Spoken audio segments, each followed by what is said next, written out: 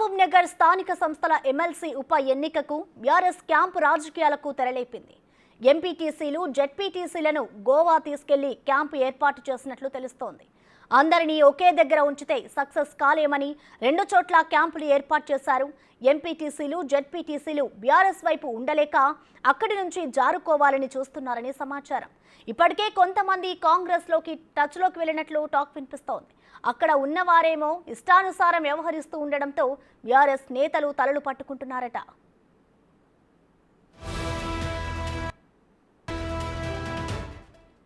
ఎలాగైనా కాపాడుకోవాలని ఇప్పటికే కొంత నగదు వారికి ముట్టజెప్పి మిగతాది ఓటేశాక ఇస్తామని బీఆర్ఎస్ అభ్యర్థి నవీన్ రెడ్డి నేతలు హామీ ఇచ్చినట్లు సమాచారం. క్యాంపులోని లోకల్ బాడీ మెంబర్లు పవర్లో లేని వారికి ఓటేస్తే ప్రయోజనం ఉండదని కాంగ్రెస్ వైపు మొగ్గు చూపుతున్నట్లు తెలుస్తోంది. వారిని బుజ్జగించలేక అక్కడికెళ్లిన బీఆర్ఎస్ నేతలు ఆపసోపాలు పడుతున్నట్లు టాక్. ఎలాగోలా కష్టపడి రేపటి వరకు గోవాలోనే ఉంచి 28న నేరుగా పోలింగ్ కేంద్రాలకు తరలించేందుకు ప్రయత్నిస్తున్నట్లు తెలుస్తోంది.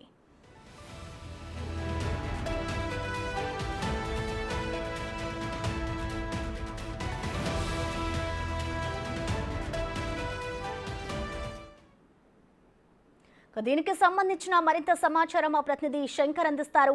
శంకర్, చెప్పండి, ఇప్పుడు వచ్చే ఎలక్షన్స్ కి సంబంధించి ఇటు బీఆర్ఎస్ పార్టీ ఈ విధంగా గోవాలో క్యాంప్ రాజకీయాలు చేయడాన్ని ఏ విధంగా అర్థం చేసుకోవాలి? అసలు దీనికి ఎవరెవరు హాజరయ్యారు బీఆర్ఎస్ పార్టీ నుంచి? శంకర్,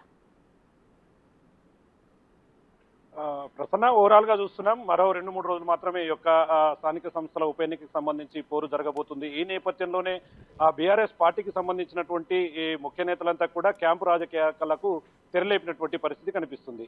దాదాపుగా రాష్ట్రంలో కాంగ్రెస్ పార్టీ పూర్తి స్థాయిలో అధికారంలోకి వచ్చిన తర్వాత ఇక్కడ ఏదైతే ఉప ఎన్నికకు పూర్తి స్థాయిలో సిద్ధమైంది. ఈ నేపథ్యంలో ఇప్పుడు ఉన్నటువంటి స్థానిక సంస్థలకు సంబంధించినటువంటి ఓటర్లుగా ఉన్నటువంటి జెడ్పీటీసీలు, ఎంపీటీసీలు, కౌన్సిలర్లు వీరంతా కూడా పూర్తి స్థాయిలో ఓటు వేసి ఈ ఎన్నికల్లో పాల్గొవలసి ఉంటుంది. దీనికి సంబంధించి కాంగ్రెస్ అభ్యర్థిగా వన్యజీవన్ రెడ్డి, అదేవిధంగా బీఆర్ఎస్ అభ్యర్థిగా నవీన్ కుమార్ రెడ్డి కూడా పూర్తి స్థాయిలో వీళ్ళంతా కూడా పోటీలో ఉన్నారు. ఈ నేపథ్యంలో ఖచ్చితంగా ఇక్కడ ఉన్నటువంటి బీఆర్ఎస్ స్థానిక సంస్థల ఓటర్లంతా కూడా గోవా తీసుకువెళ్లి అక్కడే పూర్తి స్థాయిలో వారిని తమ ఆధీనంలో ఉంచుకున్నారు. పూర్తి స్థాయిలో వారిని మభ్యపెట్టే ప్రయత్నం చేస్తున్నారు.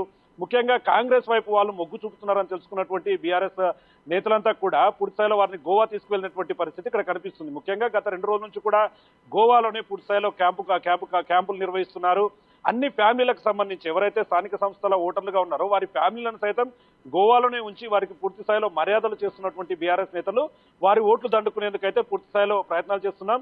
ఇదంతా కూడా బీఆర్ఎస్ నేతలకైతే ఒక తలనొప్పి వ్యవహారంగా మారినటువంటి పరిస్థితి కనిపిస్తుంది. ఇప్పటికే దీనికి సంబంధించి వర్కింగ్ ప్రెసిడెంట్ గా ఉన్నటువంటి కేటీఆర్ కూడా గోవా వెళ్ళాడు. అక్కడ మాజీ ఎమ్మెల్యేలు, మాజీ మంత్రులు నిరంజన్ రెడ్డి, శ్రీనివాస్ గౌడ్, రాజేందర్ రెడ్డి, ఆర్ఎస్ ప్రవీణ్ కుమార్, ఇటీవలే బీఆర్ఎస్ లో చేరినటువంటి ఆర్ఎస్ ప్రవీణ్ కుమార్ వీళ్ళంతా కూడా గోవాలోనే సెట్ అయినటువంటి పరిస్థితి. గోవాలోనే వారందరినీ కాపాడుకుంటూ నేరుగా ఈ నెల 28వ తేదీన జరగబోయే పోలింగ్ ప్రక్రియకు వారిని నేరుగా తీసుకురావడం, అక్కడ వారికి ఓట్లు వేయించుకోవాలని చెప్పి కూడా చూస్తున్నటువంటి పరిస్థితి ఇక్కడ కనిపిస్తుంది. అయితే ప్రధానంగా స్థానిక సంస్థల ఉప ఎన్నికల్లో భాగంగా ఎవరైతే ఓటర్లుగా ఉన్నారో వారంతా కూడా గతంలో బీఆర్ఎస్ పార్టీలో ఉన్నప్పుడు తమకు సరైన గౌరవం దక్కలేదని, అదేవిధంగా తమకు పూర్తి స్థాయిలో చేసినటువంటి అభివృద్ధి పనులకు బిల్లులు శాంక్షన్ కాక అప్పుల ఊబిలో కూరుకుపోయి ఎప్పుడు బేట పెడదామంటున్నటువంటి ఇటాటి క్రమంలో తిరిగి మళ్ళీ బీఆర్ఎస్కే ఓటేయమని చెప్పి వారిని తీసుకువెళ్లడంతో వారంతా కూడా దీనికి పూర్తిగా వ్యతిరేకంగా ఉన్నట్టు తెలుస్తుంది. ఇప్పటికే క్యాంపులో ఉన్న వారు కూడా కాంగ్రెస్ పార్టీలో ఉన్న నేతలతో టచ్ లో ఉన్నట్టు తెలుస్తుంది. అంటే వారు వెంట ఉన్నప్పటికీ మొత్తంగా తమ ఓటు కాంగ్రెస్ పార్టీకి సంబంధించినటువంటి అభ్యర్థి వన్యజీవన్ రెడ్డికే వేయాలని చెప్పి కూడా పూర్తి స్థాయిలో వాళ్ళు హామీ ఇచ్చినట్టుగా తెలుస్తుంది. ఏది ఏమైనప్పటికీ మొత్తంగా బీఆర్ఎస్ ఉమ్మడి పాలమూరు జిల్లాకు సంబంధించి అసెంబ్లీ ఎన్నికల్లో మొత్తంగా పూర్తిగా పరాజయం పాలైంది. శంకర్, చూసుకుంటే మనం మెజారిటీ స్థానాలు చూసుకున్నట్లయితే ఇటు బీఆర్ఎస్ పార్టీకి ఎక్కువ మంది ఉన్నారు. అయినా కూడా ఇటు గోవా తీసుకెళ్లి మరి ఎంపీటీసీలని జెడ్పీటీసీలని క్యాంప్ రాజకీయాలు అనేది బీఆర్ఎస్ పార్టీ చేస్తుంది. అసలు దీన్ని మొత్తంగా ఏ విధంగా అర్థం చేసుకోవాలనుకోవచ్చు? అంటే కాంగ్రెస్ పార్టీకి భయపడే ఈ విధంగా చేస్తున్నారు అనుకోవచ్చా శంకర్? ఎస్ ప్రసన్న, వాస్తవంగా అంటే బీఆర్ఎస్ పార్టీకి సంబంధించి సింహభాగం అంతా కూడా ఈ ఓటర్లంతా బీఆర్ఎస్ వైపే ఉన్నారు. ఎందుకంటే గతంలో బీఆర్ఎస్ పార్టీ అధికారంలో ఉన్నప్పుడు అన్ని మున్సిపాలిటీకి సంబంధించి కావచ్చు, ఎంపీటీసీలు జెడ్పీటీసీలు అంతా కూడా బీఆర్ఎస్ పార్టీ కైవసం చేసుకుంది. కానీ అసెంబ్లీ ఎన్నికల తర్వాత ఒక్కసారిగా రాష్ట్రంలోనే కాదు, ఉమ్మడి పాలమూరు జిల్లాలో కూడా పూర్తిగా రాజకీయ స్వరూపాలు మారిపోయాయి.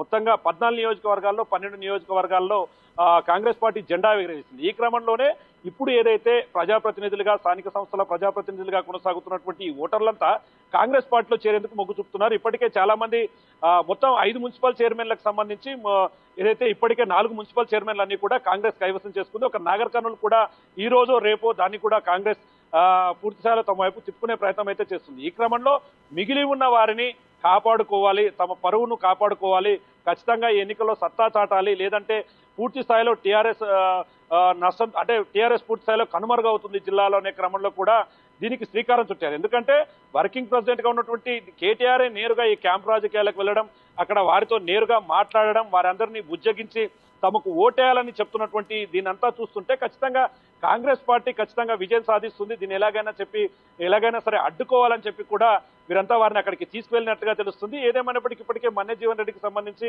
గతంలో ఆయన జిల్లాలో చేసినటువంటి సేవలు కావచ్చు, అదేవిధంగా సేవా కార్యక్రమాలు ఆయనకు పూర్తి స్థాయిలో కలిసొచ్చే అంశంగా కనిపిస్తుంది. మొత్తంగా ఆ పార్టీలో, అంటే పవర్ లేని పార్టీలో ఉంటే తమకు భవిష్యత్తులో ప్రజలకు అందుబాటులో ఉండలేము, ప్రజలకు సేవ చేయలేము.